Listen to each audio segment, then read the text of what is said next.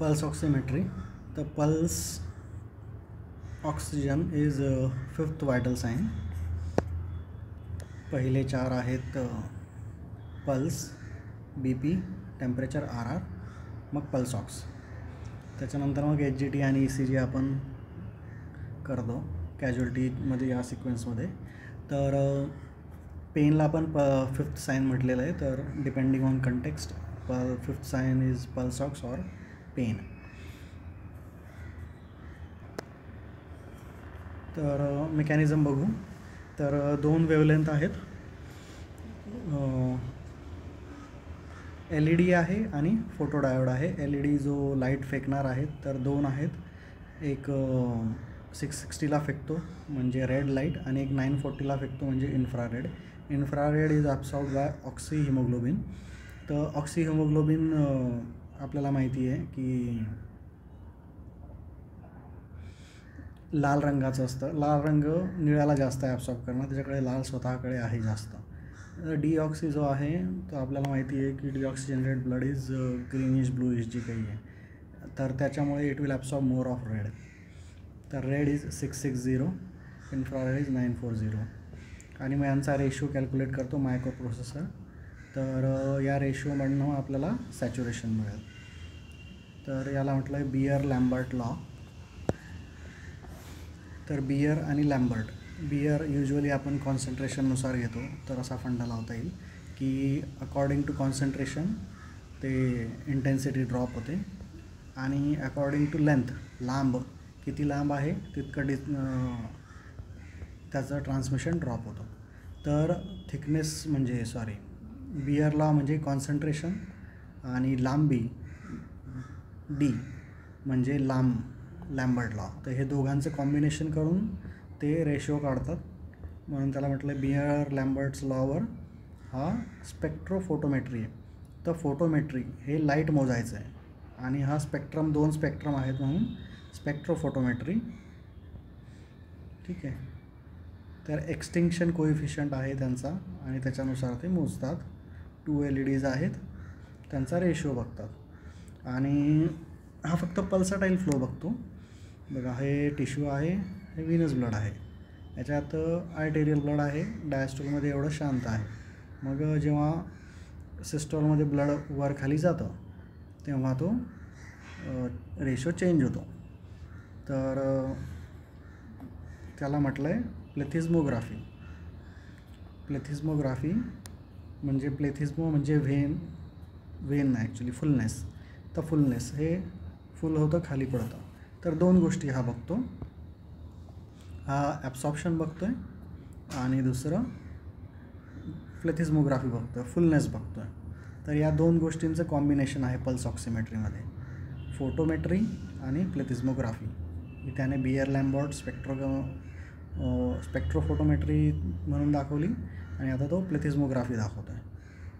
ठीक आहे. तर हा AC आणि DC रेशो तो कॅल्क्युलेट करतो. तर आपल्याला दोन गोष्टी मिळतात, सॅच्युरेशन मिळतं आणि ग्राफ मिळतं. ठीक आहे. ही ट्रान्समिशन फोटोमेट्री आहे. डायोड आणि फोटो इलेक्ट्रोड विरुद्ध साईडला आहेत. आणि याच्याने जो रेशो मिळतो मग त्यांनी अल्गोरिदम बनवला आहे. अल्गोरिदम प्रत्येक मॅन्युफॅक्चररचा युनिक आहे, त्याच्यानुसार ते कॉम्प्यूट केली जाते व्हॅल्यू 3 ते 6 सेकंद लागतात व्हॅल्यू यायला आणि व्हॅल्यू दर 0.5 to 1 सेकंड अपडेट होते. तर ॲक्च्युली कंटिन्युअस याने अपडेट होते असा शब्द का वापरला कळाला नाही. तर लिमिटेशन्स काय आहेत की हे जे कॅलिब्रेशन आहेत ना, हे बिलो 80 काम नाही करत चांगले. कारण की आपण नॉर्मल सब्जेक्टला आपण पहिली गोष्ट हेल्दी सब्जेक्टला घेतो आणि त्याला आपण 80च्या खाली घेऊन जात नाही, कारण की अनइथिकल आहे. तर 80च्या खाली जे आहे त्याचं ते एक्स्ट्रापोलेशन आहे आणि सॅच्युरेशन 100 झालं की त्याच्या पुढेही तो मोजत नाही. तर ते दोन्ही लिमिटेशन आहेत. तर म्हाताऱ्या लोकांना तुम्ही यंगच्या रिडिंग लावताय, काही 80च्या खालच्या ज्या आहेत त्या एक्स्ट्रापोलेशन आहेत.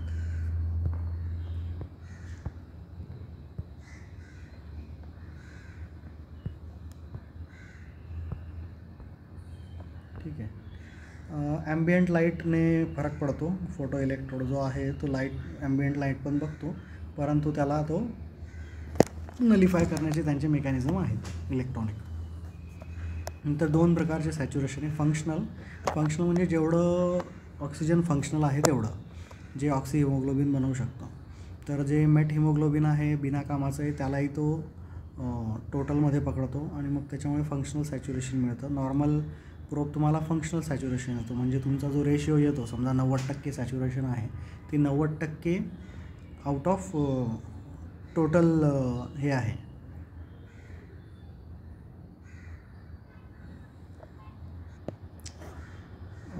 सॉरी, फंक्शनल मीन्स जेवढं हिमोग्लोबिन फंक्शनल आहे तेवढ्यातलं किती सॅच्युरेट झालं. तो जे कामातनं गेलेलं आहे जसं की मेट हिमोग्लोबिन आहे, कार्बॉक्सी हिमोग्लोबिन आहे, यांचा तो गणित लावत नाही आहे, तो फ्रॅक्शन नाही दाखवत आहे. तो कोऑक्सिमेट्रीमध्ये तुम्हाला या व्हॅल्यू मिळतील. मग रिड्यूस्ड पण मिळेल, म्हणजे मेट हिमोग्लोबिन पण मिळेल आणि कार्बॉक्सी हिमोग्लोबिन पण मिळेल. मेट हिमोग्लोबिन आणि कार्बॉक्सी हिमोग्लोबिन मिळेल. तर टाईप कुठले आहेत आपण हा बघितलं. हा ट्रान्समिशन आहे आणि हा रिफ्लेक्टन्स आहे. ट्रान्समिशन आरपार जायला हवं, तर मग फिंगर छोटं असेल तर मग रीडिंग इनॲक्युरेट होते. एक ऑप्शन आहे की तुम्ही मग समजा आडवं तिडवं पण लावू शकता, फक्त आरपार जायला हवं, दॅट इज हे. तर मग जिथे ट्रान्समिशन करायला इश्यू आहे तिथनं मग तुम्ही रिफ्लेक्टन्स वापरा. आता जिथे मोशन आर्टिफॅक्ट आणि हायपोपरफ्युजनमुळे इश्यू होत नाही, फोरहेड चांगलं आहे तुमचं, तर हायपॉक्सिमिया लवकर कळतो. फक्त हे आहे की त्याची सिग्नल इंटेन्सिटी एवढी जास्त नसते. तर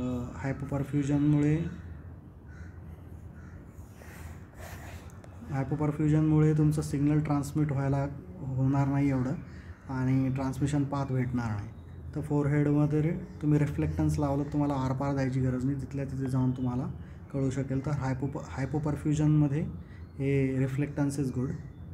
आणि जिथे तुम्हाला पाथ मिळणार नाही, म्हणजे काही लावायला नाही आहेत बोटं वगैरे, त्या ठिकाणी मग this is good. Detects hypoxaemia earlier. तर फिटल ऑक्सिजन मोजायला चांगलं आहे स्काल्प वगैरेवर लावायला.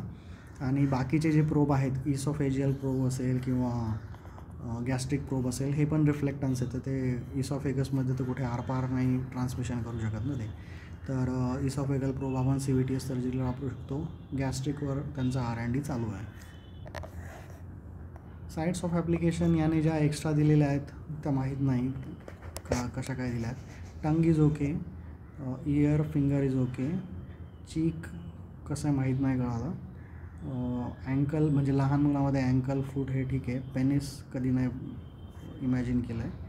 आणि व्रिस्ट पण ठीक आहे, पाम पण ठीक आहे. थिनार हायपोथिनारच्या लहान मुलामध्ये या गोष्टी करू शकतो.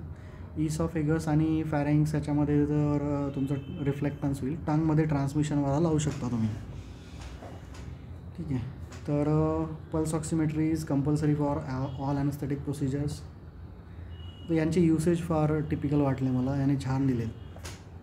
तर 95च्या वर नाही जाऊ द्यायचं प्रीमॅच्युअरमध्ये, रेटायनोपॅथी होते. तर लोवेस्ट सेफ आपण बघू शकतो. नंतर व्हॉल्यूम कळतो आपल्याला, सर्क्युलेशन कळतं वॅक्सिंग आणि वेनिंग पॅटर्नवरनं, ॲम्प्लिट्यूडवरनं, परफ्युजन इंडेक्सवरनं. नंतर डायक्रोटिक नॉच जर बेसलाईनला जाते म्हणजे व्हॅझोडायलेट होतं आहे, जर कन्स्ट्रिक्टेड आहे तर ती वर जाते टॉपला. त्याच्यामुळे आपण कुठल्या पोझिशनमध्ये जर काही बेसलाईनला जातं आहे किंवा कन्स्ट्रिक्ट होतं आहे तर पोझिशन आपण बघू शकतो. ज्या पोझिशनला तुमचं सॅच्युरेशन ड्रॉप होतं आहे म्हणजे तिथे तुमचं कॉम्प्रोमाइज होतं आहे वस्क्युलर. फ्रॅक्चरमध्ये तुम्हाला कळू शकेल किंवा जिथे वस्क्युलर इंजुरी आहे. पाल्मर कोलॅटरल ॲलेन्स टेस्ट करताना तुम्ही हे वापरू शकता, एक ऑब्जेक्टिव्हली आहे तुम्हाला कळतं. सिस्टॉलिक BP पण कळतं तुम्हाला, ते जिथे पल्स ऑक्स चालू होईल तिथे. ॲलेन्स आपण मॅन्युअली म्हणजे एरिदेमा बघतो, त्याच्या जागी सॅच्युरेशन इज बेटर. नंतर आर्टरी लोकेट करायला तुम्ही ॲक्झिलरी आर्टरी पाल्पेट होत नाही ॲक्झिलरी ब्लॉक देताना, तेव्हा दाबायची, सॅच्युरेशन जिथे येईल तिथे समजायचं की हां इथे आर्टरी आसपास आहे कुठेतरी.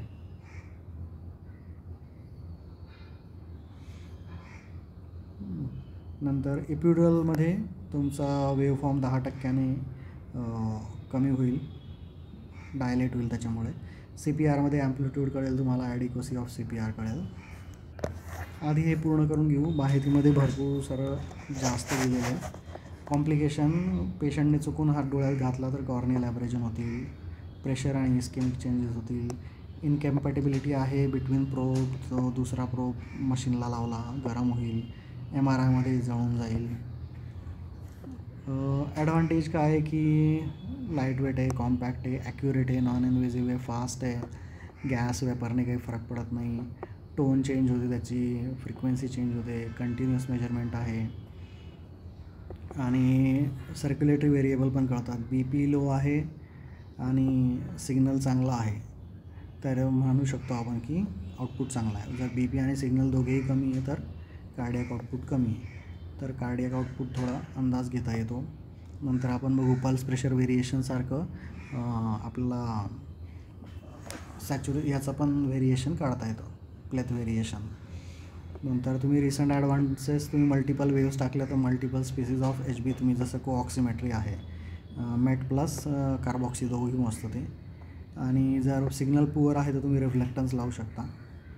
लिमिटेशन्स काय आहे, CPBमध्ये ते प्रॉपरली मेजर नाही करत, पल्साटाईल फ्लो त्याला भेटत नाही.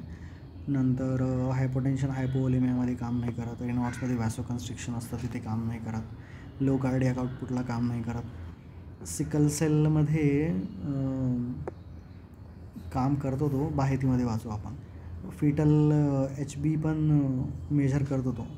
HBS आणि फिटल HB हॅम्पर नाही करत, काय म्हणतात त्याला, सॅच्युरेशन. तर ॲडल्ट हिमोग्लोबिनसारख्याच ॲब्सॉर्प्शन स्पेक्ट्रम आहे त्याचा, काही प्रॉब्लेम होत नाही. परंतु हे जे तुम्हाला सॅच्युरेशन दिसेल, परंतु यांचं जे फंक्शन आहे, ODC आहे ती विचित्र असते, त्याच्यामुळे ऑक्सिजनेशन नसतं. तुम्हाला ते सॅच्युरेशन दाखवेल पण saturation does not reflect oxygenation, हा त्याचा ड्रॉबॅक आहे. नंतर पिगमेंटेड स्किन असेल, डाईज असतील, नेल पॉलिश असतील, तर नेल पॉलिश असेल तर तुम्ही साईडवाईज लावू शकता. या दोघांचा स्पेशल कन्सर्न आहे. मेट हिमोग्लोबिन काय आहे की तो मधात आहे, मेट आणि मिडल आहे, तो दोन्ही ॲब्सॉर्ब करतो, रेड पण आणि इन्फ्रारेड पण. त्याच्यामुळे त्याचा इक्वल ॲब्सॉर्प्शन असल्यामुळे त्यांचं जे मॅथमॅटिकल कॅल्क्युलेशन आहे ते हालून जातं, तर ते सॅच्युरेशन 85वर फिक्स होऊन जातं. या उलट कार्बॉक्सी हिमोग्लोबिन आहे, आपल्याला माहिती कार्बॉक्सी आणि ऑक्सी हे दोघे कॉम्पिटिशन आहेत, त्याच्यामुळे हे दोघे सेम स्पेक्ट्रम ॲब्सॉर्ब करतात. त्याच्यामुळे तो म्हणतो की 1% कार्बॉक्सी हिमोग्लोबिन वाढलं तर सॅच्युरेशन 1ने वाढतं. नॉर्मली आपल्या बॉडीमध्ये 2पेक्षा कमी असतं, स्मोकर्समध्ये 10 ते 20% असतं. तर मग तो सिमिलर ॲब्सॉर्ब केल्यामुळे रेड रेंजला अफेक्ट करतो. त्याच्यामुळे 1% कार्बॉक्सी हिमोग्लोबिन वाढलं की सॅच्युरेशन 1ने वाढतं. याचा अर्थ की फॉल्स हाय रिडिंग येतील, तर तितक्या प्रमाणात तो ओव्हर मेजर करतो. नंतर लिमिटेशन्समध्ये ऑप्टिकल इंटरफरन्स आहे, पण युजली हे लोक लाईट नॉईज रिडक्शनचे मेकॅनिझम असतात त्यांच्यात. कुठलेही स्ट्री लाईट्स असतील, OT लाईट्स असतील, वॉर्मर असेल. नंतर इलेक्ट्रिकल इम्पिडन्स किंवा मोशन आर्टिफॅक्ट, इव्हन डिसॲरिथमियामुळे पण तो हलतो. IABPमध्ये कंटूर जो आहे तो प्रॉपर नसतो, त्याच्यामुळे त्याचं गणित चुकतं की अरे हे इथे मल्टिपल वेवफॉर्म आहेत, तर ते मेजर नाही करता येत त्याला या सर्व गोष्टींमुळे. आणि मेन त्याचा इश्यू आहे की हा फक्त हायपॉक्सिया सांगतो, हायपोव्हेंटिलेशन आणि हायपरऑक्सिया नाही सांगत. म्हणजे CO2बद्दल काही बोलत नाही आहे आणि हायपरऑक्सियाबद्दल काही बोलत नाही. तर हे त्याचं सगळ्यात मोठं लिमिटेशन आहे. बाकीच्या गोष्टी राहू द्या. आपल्याला वाटते सॅच्युरेशन चांगलं आहे, परंतु हायपरकार्बिया होत असेल पेशंटला, व्हेंटिलेशन जात नसेल, आपण सप्लिमेंट करतो आहे आणि ऑक्सिजन पण आपण किती जास्त देतो आहे ते नाही कळत आहे, एका लिमिटच्या वर. हायपरऑक्सी आपण तो नाही सांगत, कारण की ब्लडच सॅच्युरेट होत आहे, तो काय सांगणार आहे. तर सिग्नल स्ट्रेंथ तुमची डायरेक्टली प्रोपोर्शनल आहेत परफ्युजनवर. हे माहितीमध्ये एक्स्ट्रा खूप आहे, याच्यात संपवून टाकतो, जाऊ द्या. सिग्नल स्ट्रेंथ परफ्युजन इंडिकेट करते. तर सिग्नल स्ट्रेंथ वाढवण्यासाठी तुम्ही काही गोष्टी करू शकता की अल्टरनेटिव्ह साईट लावा, दुसरा प्रोब लावा, डिफरंट मशीन घ्या, किंवा व्हॅसोडायलेटिंग GTN क्रीम लावू शकता, नर्व ब्लॉक देऊ शकता, इंट्रा आर्टेरियल व्हॅसोडायलेटर, किंवा हे सिम्पल आहे, एक्स्ट्रीमिटी वॉर्म करा. आणि नवीन ज्या टेक्नॉलॉजी आहेत त्या चांगल्या आहेत. तर warming the extremity that is the most practical thing. नंतर त्याच्यामध्ये 2 गोष्टी असतात, बीप असते आणि पीप असते, सॉरी पिच असते. पिच ते सॅच्युरेशनच्या प्रोपोर्शनल असते आणि फ्रिक्वेन्सी त्या हार्ट रेटच्या प्रोपोर्शनमध्ये असते. मग वेगवेगळे मॉडेल आहेत, फिंगर टिपवालं आहे, रिस्टवालं आहे, हँडहेल्ड आहे आणि टेबल टॉप आहे. साईट्स ऑफ मेजरमेंट, हँडहेल्ड म्हणजे जे आपण कॅज्युअल्टीमध्ये वापरतो, टेबल टॉप जे आपण OTमध्ये वापरतो. मॉनिटर टॉपला आहे आणि इथे मॉनिटर त्या तिथेच आहे. साईट्स चीक आणि टंग याने ॲडिशनल दिली आहे, जिथेही लावता येईल तिथे. तर इयरलोबमध्ये सेंट्रल ऑर्गन आहे, तर ॲक्यूट चेंजेस रिफ्लेक्ट होतात. अल्कोहोलने रब करू शकतो, नायट्रोग्लिसरीनने रब करू शकतो, सिग्नल स्ट्रेंथ वाढते. फोरहेडवर लवकर कळतं, बेटर सिग्नल आहे as compared to motion artifact येऊन जाईल, दॅट इज गुड. आणि मग इसोफेगल प्रोब किंवा फोरहेड प्रोब जिथे एक्स्ट्रीमिटीज नाहीत आहेत पेशंटला तिथे कामात येऊ शकतात. मल्टिपल त्याने युसेज दिले, इंट्रॉप, प्री-ऑप, ट्रान्सपोर्ट, डायग्नॉसिस आणि काय काय जिथे हॉस्पिटल आहे प्रत्येक ठिकाणी त्याने टाकून दिलेलं आहे. प्रीटममध्ये आपण बघितलं हायपरॉक्सिया नाही होऊ द्यायचं. नंतर काही आता याचे ॲडव्हान्स फीचर, जसं पल्स प्रेशरचे व्हेरिएशन आहे तसं ते सेम चेंजेस प्लेथमध्ये पण दिसतात. तर त्याच्यामुळे हा नॉन इन्व्हेजिव्ह मार्कर होऊन जातो. स्ट्रोक व्हॉल्यूम कळतो तुम्हाला, त्याच्यामुळे मग कार्डियाक आउटपुट आणि फ्लुइड रिस्पॉन्सिव्हनेस कळतो. ईच स्ट्रोक कळतो तुम्हाला, तर स्ट्रोक व्हॉल्यूम, आणि त्याच्यामुळे मग कार्डियाक आउटपुट आणि फ्लुइड रिस्पॉन्सिव्ह कळतं. म्हणून हे नॉन इन्व्हेजिव्ह मेजर चांगलं आहे. तर परफ्युजन इंडेक्स आहे, AC आणि DC कंपोनंट मेजर करतो तो. तर पल्सेटाईल टू नॉन पल्सेटाईल कम्पेअर करतो. तर इंडेक्स जर चांगला आहे तर टोन चांगला आहे. आणि त्याचं व्हेरिएबिलिटी जर पकडलं आपण तर ते सेम पल्स प्रेशर व्हेरिएबिलिटीसारखं प्लेथ व्हेरिएबिलिटी इंडेक्स म्हणून आपल्याला वापरता येईल. जास्त व्हेरिएशन आहे म्हणजे फ्लुइड रिस्पॉन्सिव्ह आहे, ॲज लाईक PPV. नंतर वेव्ह ॲम्प्लिट्यूड कमी होणार व्हॅसोडायलेट झाल्यामुळे, तर ब्लॉक दिल्यानंतर वेव्ह ॲम्प्लिट्यूड कमी होते. तर सेम त्याने परफ्युजन इंडेक्स वापरला आहे वेव्ह ॲम्प्लिट्यूडपेक्षा. आणि इपिड्युरल जर आर्टेरियल असेल तर कळून जातं लगेच, किंवा जर पेनफुल झालं तर व्हॅसोकन्स्ट्रिक्ट करेल तर कळेल, किंवा मॅनोमेट्रीमध्ये BP फेल झाला तर तुम्ही याचा वापर करू शकता. परफ्युजन इंडेक्स फीटल मॉनिटरिंगसाठी, फीटलमध्ये कुठे लावणार आहे आय डोंट नो.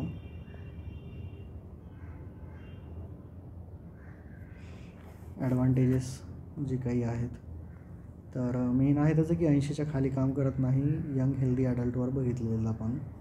आणि डायक्रॉटिक नॉच शार्प असेल तर चांगलं परफ्युजन आहे. साईन वेव्ह आहे, डायक्रॉटिक नॉच नाही आहे, डायक्रॉटिक नॉच फॉल होते म्हणजे परफ्युजन चांगलं नाही आहे. ॲम्प्लिट्यूड आणि डायक्रॉटिक नॉच 2 गोष्टी आहेत. टेम्परेचरनुसार पण चेंज होतं फ्लो आणि मोशन आर्टिफॅक्ट पण कळतात, म्हणून न्यूबॉर्नमध्ये 2 पल्स ऑक्सिमेटर लावा म्हणतो. मोशन आर्टिफॅक्ट्स आहेत शिवरिंग, ट्रान्सपोर्ट किंवा नर्व स्टिम्युलेटर, डायथर्मी किंवा टायनी डिजिट आहेत, पुअर कॉन्टॅक्ट आहेत. तर त्याच्यात तुम्ही प्रॉपर प्रोब वापरा किंवा जागा चेंज करा. ते त्यांचे इलेक्ट्रॉनिक मेकॅनिझम आहेत ते कॅन्सल आउट करतात, त्याच्यामुळे तो नाहीच. डिफरंट साईट वापरा आणि नवीन टेक्नॉलॉजी वापरा. पुअर पल्सेशन येतात तर या गोष्टी तुम्ही कॅच करू शकता की कफ लावला आहे का, त्याच्यावर प्रेशर आला आहे का, एक्स्ट्रीमिटीवर हायपोटेन्शन आहे का, हायपोथर्मिया आहे का, लो कार्डियाक आउटपुट आहे, बायपास आहे. तर पुअर परफ्युजन पिकअप करता येईल तुम्हाला सॅच्युरेशननुसार. वॅस्क्युलर डिसीज आहे का, वॅसो ॲक्टिव्ह ड्रग आहे का, हायपोवोलेमिया आहे का बघितलं आपण. Method to improve nail polish पण बघितलं. अप्लाय साईड वाईज ओनायकोमायकोसिसमध्ये पण आणि डर्टमध्ये पण तो, आणि इरेग्युलर रिदममध्ये पण आपण बघितलं तो काम नाही करत. कॉटरी असेल, कुठल्याही इलेक्ट्रोमॅग्नेटिक इंटरफरन्स म्हणजे केबल दूर असायला हव्या. इलेक्ट्रोकॉटरी पल्स ऑक्सच्या जवळ असायला हवी, म्हणजे तो पल्स ऑक्सच्या येण्याच्या आधी तो त्याला खाऊन घेईल, तर नॉईज कमी करेल. Even mobile phone, nerve stimulator, MRI सगळंच त्याला इंटरफिअर करतं. एक्सेस ऑक्सिजन डिटेक्ट नाही करते, हे आपण बघितलं. नंतर 80च्या खाली एक्स्ट्रापोलेशन आहे आणि डिले आहे 3 सेकंद 6 सेकंद लागतात त्याला. नंतर प्रॉपर पोझिशन असायला हवा, नाही तर लाईट शंटिंग होईल, वाया जाईल, तर ॲक्युरसी कमी होईल. तर प्रॉपर साईजचा प्रोब हवा, म्हणजे लाईट बोटातनं पास न होता साईडनेच पास होऊन गेली. पीडियाट्रिकमध्ये समजा ॲम्बियंट लाईटचा इंटरफरन्स आहे, नॉईज आहे, तो ते कॅन्सल आउट करतात. कार्बॉक्सिमॅथ आणि फिटल हिमोग्लोबिन बघितलं आपण. नंतर व्हीनसमध्ये पण पल्सेस असू शकतात. ट्रायकस्पिड रिगर्जिटेशन आहे, तर तो नॉईज वाढेल. वेन्समध्ये पल्सेशन नसतं, आर्टरीमध्ये पल्सेशन असतं, तर आपण हे SpO2 फक्त आर्टरीमधलं मोजतो आहे. इंट्राव्हिनस डायमुळे ॲब्सॉर्प्शन स्पेक्ट्रम चेंज होईल, पण तो शॉर्ट लिव्ड आहे ती गोष्ट. बिलिरुबिनने काही अफेक्ट होत नाही, दॅट इज इम्पॉर्टंट. जॉन्डिसचा काही घेणदेण नाही आहे, ॲनिमियाचं काही घेणदेण नाही आहे. फक्त ॲनिमियामध्ये सॅच्युरेशन असेल पण HB's नाही आहे, तर ट्रान्सपोर्ट तुमचं कमीच होतं आहे. हायपरेमियामध्ये फ्लो पल्सटाईल होतो आणि ब्लड ट्रान्सफ्युजन केल्यानंतर आपण त्या एक्स्ट्रिमिटीवर लावू शकतो की काही वाढलं आहे का saturation. Too much. हायपो ventilation detect नाही करत, आपण बघितलं. मोशन आणि मोशन तो कॅन्सल आउट करून घेतो. आणि हायपोपरफ्युजनमध्ये पण तो सिग्नल नाही घेत, मग रिफ्लेक्टन्स इज बेटर. मल्टीवेव्ह आपण बघितलं, रिफ्लेक्टन्स बघितलं. कन्क्लुजन ही सेंग की मेन आहे हायपो व्हेंटिलेशन आणि हायपॉक्सिया, हे क्लिनिकली जास्त इम्पॉर्टंट आहेत पिकअप करणे, त्या पल्स ऑक्समध्ये होत नाहीत.